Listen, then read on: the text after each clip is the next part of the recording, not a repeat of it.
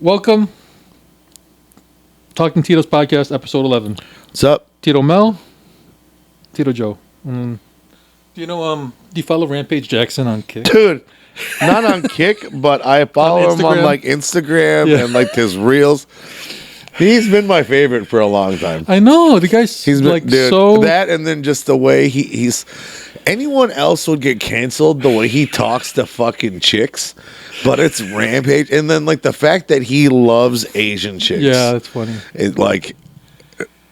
is the best, you know. Like he's like my baby mama Japanese. Yeah, his daughter looks a Filipino to me. Yeah, I was like, oh, you're half black, half Japanese, or Filipino. All right, here we go. No, they're Cambodian. Right.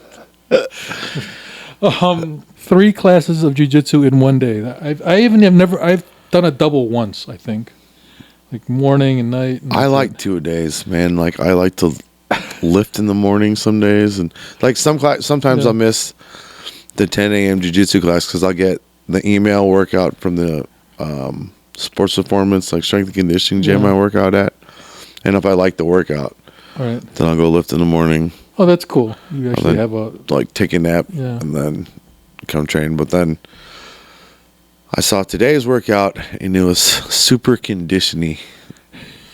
No one likes that. I'm like, I don't want to lift weights. So let's just go to conditioning jiu-jitsu again. Is like the worst. You need it. It's a necessary evil. I shouldn't talk about that. I do it. I just put my headphones in, put my head down and go. I know I'm much better at doing the warm-ups now that we got promoted. Like, I got to set a little bit of example. Oh. But between like blue belt and brown belt, I was like, maybe I'll show up. Bayshore and I was teasing Bayshore. I'm like, we will never be in the warm-up montage for the B1 videos. It's funny, like, we line up, right. We break, and then Bayshore and I go straight to the back of the class, like the bad kids on the back of the bus. I'm usually like rolling out or like stretching. Bayshore is like playing on his phone, picking his toenails. Like Larry's next to us, counting super loud. I'm like, this is the black belt part of the room. I should go back there, man. I'm in the front always. Yeah, I'm like, dude, come. Like, I'm always like, what are you doing? Come back, come back here, right? Like, dude, they can see us up there. Like training literally saved my life. Once I started training, things had to change. I'm not gonna the one thing you'll learn. Like, I'll say because I have we could talk about this is like the jiu-jitsu is like the fountain of youth for a lot of guys. Like it saves their butts, especially when you're in your 40s and 50s. You have no activity.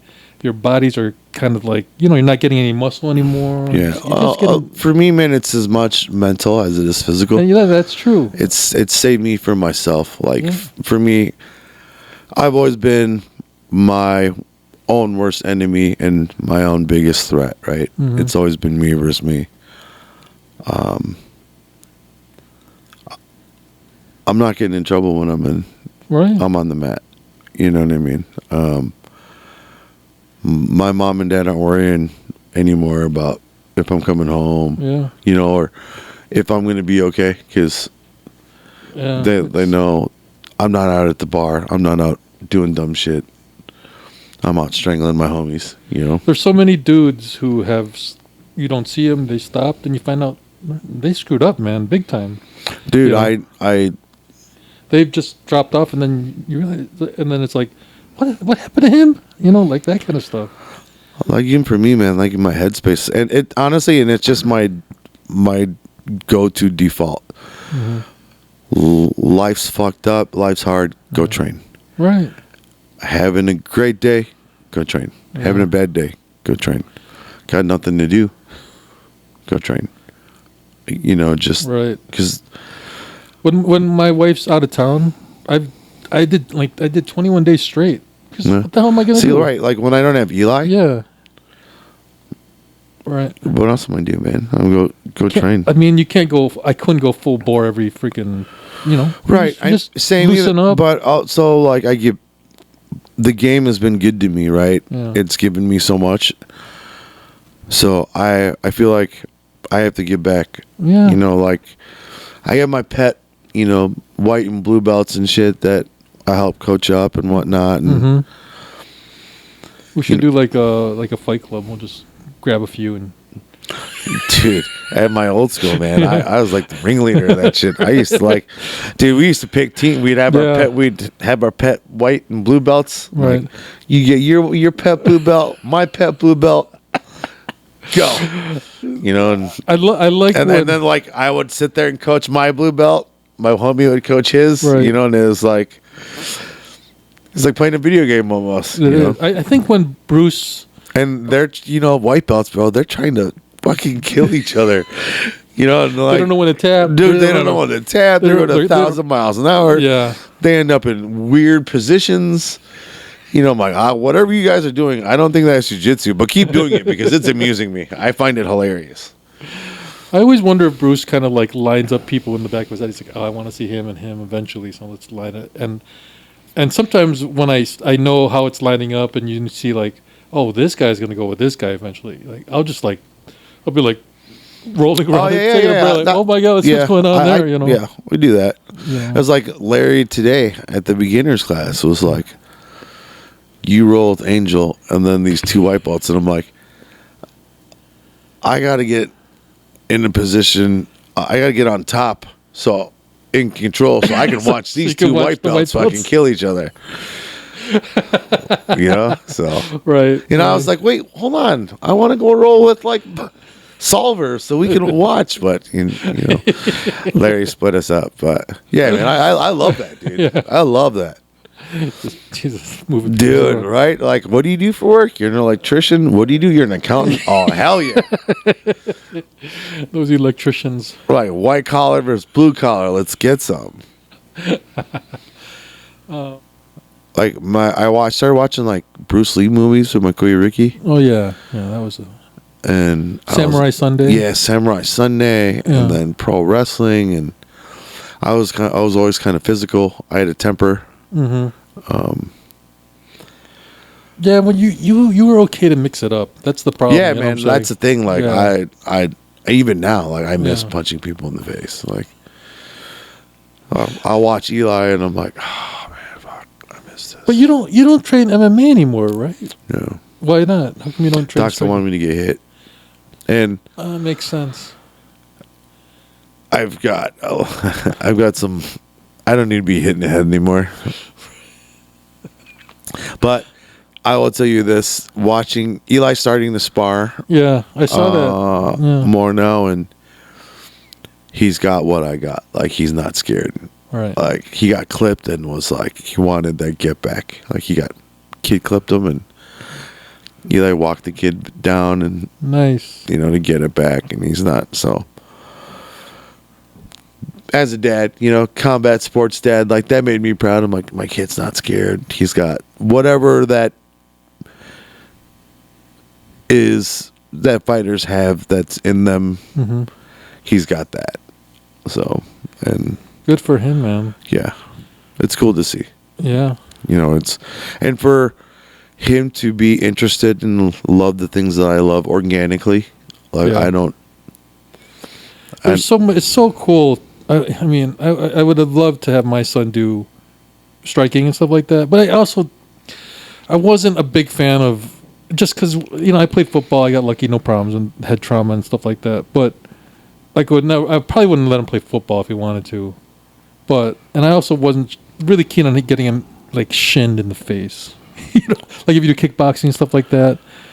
Like, just head stuff, you know what I'm saying? But I think being able to throw a punch and take a punch is definitely a life skill. For sure. That's one thing I think I want to eventually do a little striking just to, you know, I don't feel like if I got in a fight, I would just bull rush the guy, right? Try to grab him and get him on the ground. Then I have a good shot at doing what I need to do. But if I don't have any like striking skills, you know, I'm just gonna be winging stuff. You know what I'm saying?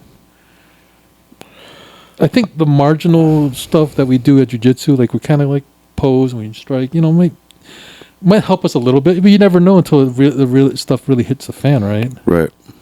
It's interesting. Like you, Mike, some other guys who've probably done MMA, you know, would be fine, right? But I still don't know myself How would I do if someone, you know? Like for me, jiu-jitsu is more my safety net. Like if I get into it, man, you get my hands first, Right? you know. But once that range gets closed, okay, cool. Yeah. Then we're at jiu-jitsu range. But I mean, if we're at arm's length or at foot length, like I had no problem piecing you up. Right. I just I'd have to be like, I tell people, like, if you get in a fight, if you want to learn martial arts, you're going to learn like striking or jujitsu. If you're fighting someone, if that guy has like a death blow, like a really hard fucking punch, then you're in trouble. Then you're in trouble if you know jujitsu. But for the most part, you might take a shot. But then once you grab them, you should be in good shape, right? But the other thing too is like if you ever been hit by somebody that actually knows how to hit, like it's different. Yeah, I think than like for sure. The I see red and I'm a gym bro. Like, dude, I got a buddy that's like 6'2", 6'3", like 240, and I call him pillow hands. You know, I'm like, it's weird, dude, right? I'm like, dude, you're big as shit, dude. And then like I remember clipping him one time with a overhand right and watched him fucking drool. Yeah. Like it's weird. It's even like for jiu-jitsu, sometimes you'll go against a guy who you think is like, who you would think like, oh, this guy's going to be a tough, and then they tap out kind of easily, right? Like surprisingly easily. I'm like, okay, that was weird, but I'm probably the opposite. Like this motherfucker don't stubborn. Tap. Yeah, like Fabio told me today after a hard roll, he was like, "You're hard to kill," and I was like, "There you go." Hell yeah! Isn't that the point? Right? And the point of all this is be the hardest motherfucker to kill in the room. For sure. But I've always taken pride in that too. Like I've never been the most technical, never been the most athletic, but I've always been one of the toughest dudes in the room. Like we were talking about earlier off camera, like you'll see me on a Saturday, bro. I'll do 6-7 rounds. That's crazy, man. You know? Yeah. I'm one of the last ones to leave. And that's on like a 16-hour fast, you know, like. Man, do you fast because you want to, because you like it, because you like the way it feels? Yeah. Or is it all of the above? All the one? It's just really? It's what I'm used to now. I've done long fasts and it's hard, man. I don't feel like rolling around after like say 18 hours or even 24 hours, you know. So when I do a long fast like that, I got to get my workout in at the beginning of the fast. I have worked out towards the end, right? And they're hit or miss. Like I worked out last Tuesday at the end of an 18-hour fast, or last Wednesday, and I felt good. It was a strength day. It was a lifting day, and I felt good. Then there's other days where it'd be like hour 16. I go work out, and my workout's just dog shit. But yeah, I mean, I don't like having like food in my stomach when I roll. I want to be like hungry. Yeah, it doesn't. If you eat too much before you roll, it's just disgusting. Right. I feel quicker, and then when I'm done training, like I feel like I earned that meal. But then you've been with me after training sessions, like I eat like fucking $60 worth of food. It's a lot of, yeah. How does he eat so much food, man? Right. Yeah, it makes sense if you fasted, right? It's right. Just like, thanks everyone for episode 11. You know, Mel, you have any parting shots for the audience? Come on, spring, man. Yeah, I'm ready for sunshine. It teased us, man, and then we got snow last week, like a bunch of dude. idiots. I put away terrible. I put my boots away. I put my winter coat away. Then I worked St. Patty's Day. I had to drag all that shit back out. Long underwear. I'm like, this is bullshit. You want to hear some crap though? I have a squirrel up there. First of all, last year, dude, there's a hole in our roof. Got a squirrel. It cost me about $2,500 to fix the hole, do all that stuff. I find out again, it's causing problems again, and they gave me another quote for like $2,500 to kill the squirrel, to secure the solar, and I'm like, this. Fuck, dude, we we had some trapped and moved last year, and the hole closed. Yeah. My donor did it. My buddy Teddy. Motherfuckers moved back. Dude, they're building like whole housing projects right now up there. I'm like, in your attic? Yes, I'm like, what the fuck is going on? Oh my God. Yeah. What is going on up there? It's insane, man. Dude, I didn't realize it was going to be that $2,500. Yeah. Because I went to Walmart and get a Daisy pellet gun. Yeah, I want to. But yeah, let's get spring back. Get the summer going. We've had enough of this crap. This was a long winter. And it was sucky, and I want to move somewhere warm. Yeah, man. A lot of snow, a lot of cold. Usually, for the last couple of years, we got one or the other. Mm-hmm. This year, a lot of snow in the beginning, then just crappy weather. Yeah, and then like it's so cold that snow doesn't go anywhere. It's just there. Right. All right. So that's episode 11. Thank you very much for watching again, and we will talk to you soon. Peace.